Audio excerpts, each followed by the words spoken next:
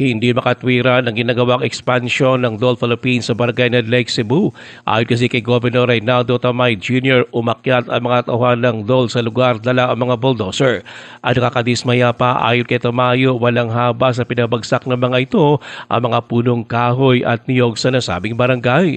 Ito ayon pa kay Tamayo ay sa kabila ng kawalan umano ng permit mula sa AMB, DNR at lokal na pamahalaan. Ayon pa kay Tamayo, sana man lang ay dumaan sa proseso ang nasabing kumpanya.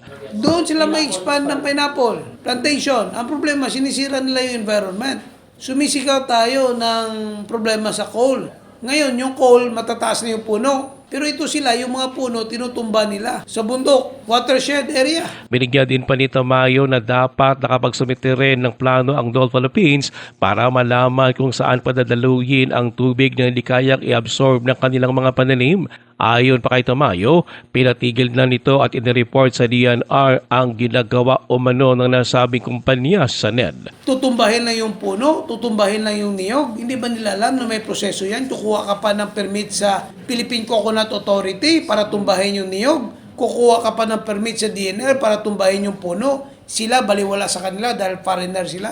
Papayag lang ba tayong ganyanin nila tayo dito? Si South Cotabato Governor Reynaldo Tamayo Jr., Ruel Usano, NDBC Bida Balita.